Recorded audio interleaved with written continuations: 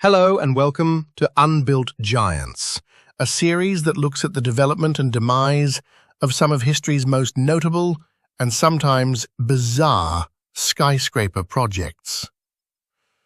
Dubai City Tower was a bold conceptual project that epitomized Dubai's drive to redefine the limits of urban architecture. Envisioned as a 2.4-kilometer-tall vertical city, the tower would have dwarfed every other building on Earth, including the Burj Khalifa, and featured stacked neighbourhoods connected by high-speed elevators moving at up to 200 kilometers per hour.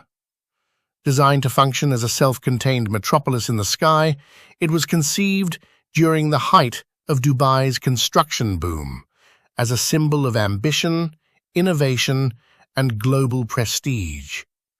Although it never moved beyond the planning stage, the proposal captured worldwide attention and remains one of the most audacious architectural concepts ever imagined. Before 2007, the foundations for the eventual proposal of the Dubai City Tower were firmly rooted in Dubai's far-reaching ambitions to establish itself as a global center of innovation, luxury, and cutting-edge architecture. The emirate had already embarked on an intensive and highly visible program of urban transformation, fueled not only by its considerable oil revenues, but also by the growing recognition that long-term prosperity would depend on economic diversification. Tourism, high-end real estate, and international finance emerged as the principal sectors in this strategy, and city planners understood that bold, world-class developments would capture global attention and attract the investment required to sustain rapid growth. As a result, Dubai positioned itself as a stage for architectural experimentation and engineering marvels, deliberately commissioning projects that could not only serve functional purposes, but also symbolize modernity, wealth, and ambition. The construction of the Burj Khalifa, which began in the mid-2000s, represented a critical expression of this vision. Even as its spire began to rise over the desert skyline, the project was widely regarded as a defining statement of Dubai's aspirations. Its unprecedented height was not merely a technical achievement, but also a powerful gesture designed to demonstrate that the emirate was prepared to lead the global conversation on super-tall architecture. Yet, even before the tower was completed, planners, developers, and investors in Dubai were already imagining schemes that would surpass it in both scale and ambition. The early years of the 21st century had created a competitive environment, particularly in the Gulf and across Asia, where nations and cities were seeking to assert themselves with iconic structures that would signal economic strength and technological sophistication.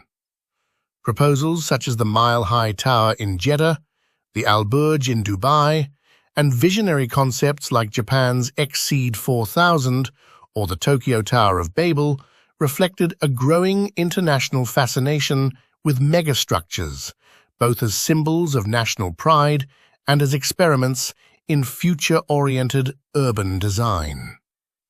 Within this global and regional context, Dubai sought to consolidate its reputation as the preeminent hub for vertical architecture, engineering innovation, and futuristic urbanism. The idea of a vertical city was a natural extension of the Emirates' development philosophy. It was no longer sufficient merely to build the tallest tower. The next step was to imagine self-contained ecosystems capable of supporting thousands of residents, workers, and visitors in a single structure.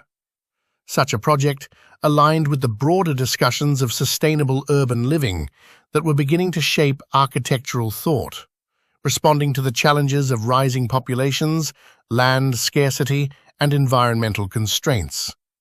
A tower designed to host residential, commercial, and recreational spaces in layered vertical neighbourhoods offered both a practical solution to urban density and a spectacular visual symbol of human achievement.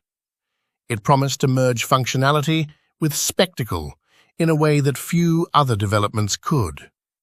The economic climate of the early 2000s gave Dubai the confidence to explore and promote these daring visions.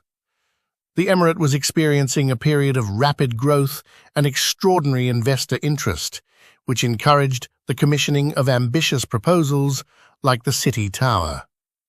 Each new project served to reinforce the narrative of Dubai as a city of limitless potential, a place where technological possibility and architectural imagination converged. Dubai City Tower, sometimes referred to as Dubai Vertical City, was first unveiled to the public on 25 August 2008 as an audacious and unprecedented proposal for an ultra-tall megastructure in Dubai. Conceived as a self-contained vertical metropolis, the project envisioned a staggering 2,400-metre-tall tower rising far above the city's skyline, with 400 habitable floors forming the core of what would essentially be a city in the sky. This height would have made it almost 3 times taller than the Burj Khalifa, which at the time of the proposal was already the tallest building in the world, and roughly 7 times the height of the iconic Empire State Building in New York. At its pinnacle, a 400-metre energy-generating spire was designed to crown the structure, not only completing its profile, but also serving as a vital component of the tower's integrated renewable energy systems. The design of Dubai City Tower was as ambitious as its scale. Its form was inspired by the structural elegance of the Eiffel Tower, which provided a model for distributing weight and withstanding immense wind pressures at extreme altitudes. To cope with the forces acting on a structure of this unprecedented height, the tower was divided into 6 interlinked vertical segments, or sub-towers, which rotated alternately clockwise and counterclockwise around a reinforced central core. This configuration created a spiraling, twisting silhouette that was both aesthetically striking and structurally efficient. The 6 segments were tied together with horizontal connections every 100 floors, forming a vast, 3-dimensional lattice designed to resist torsion and lateral wind loads. Each 100-story block was envisioned as a vertical neighbourhood, complete with its own sky plaza at the junction level. These plazas would function as miniature town centres in the sky, offering landscaped parks with trees and greenery, shopping arcades, cultural venues, and recreational facilities, providing residents and visitors with a sense of community at extraordinary altitudes. Transport within the tower was to be equally ambitious, with a high-speed vertical bullet train travelling at up to 200 kilometers per hour to connect the sky plazas. This train would form the backbone of the building's internal transit system, while a secondary network of conventional lifts and service elevators would distribute people to residential, commercial, and hospitality floors. From an engineering standpoint, Dubai City Tower pushed the limits of modern skyscraper construction. The building's weight and stability would have relied on massive corner supercolumns, reinforced with advanced composites, an exceptionally robust central core, and extensive cross-bracing to counteract sway. Multi-story atriums were planned to lighten the structure and allow wind to pass through certain sections, reducing overall lateral stress. 65% of the tower's total floor area was concentrated within the lower 100 floors, optimizing it for commercial leasing, logistics, and maintenance, while easing the strain on vertical transport systems. At its base, the design included a 6-story podium that would house a major convention center, luxury retail spaces, exhibition halls, and event venues, while 15 subterranean levels would accommodate robotic parking facilities for thousands of vehicles. Extending into the Persian Gulf, the project's footprint incorporated a marina capable of hosting cruise ships, enhancing its role as a global landmark and hub of activity. Sustainability was a core part of the vision. Dubai City Tower was intended to operate as a largely self-sufficient vertical city, projected to consume 37,000 megawatt-hours of electricity annually, with a peak demand of 15 megawatts. Solar panels, wind turbines integrated into the structure, and thermal energy systems embedded in the facade were expected to supply a substantial portion of this energy. The 400-meter spire itself was designed as a power-generating element, transforming the upper reaches of the tower into an energy farm capable of contributing to its own operation.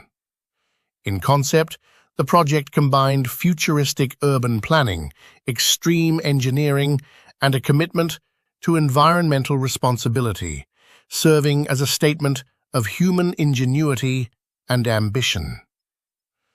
Despite the initial excitement and global attention it attracted, Dubai City Tower never progressed beyond the conceptual stage. When it was first unveiled in 2008, the proposal represented the ultimate expression of Dubai's ambition to dominate the skyline and showcase its wealth and technological aspirations. However, almost as soon as the idea was announced, events conspired to halt any possibility of it moving forward. The global financial crisis of the late 2000s struck Dubai particularly hard. The city's aggressive expansion and reliance on borrowed funds were laid bare, and many of its most extravagant real estate ventures either stalled or were cancelled.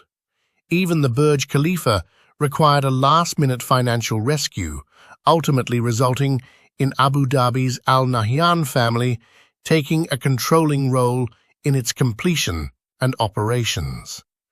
This episode revealed the limits of Dubai's financial independence and cast doubt on the feasibility of projects that relied on enormous upfront capital and speculative future returns.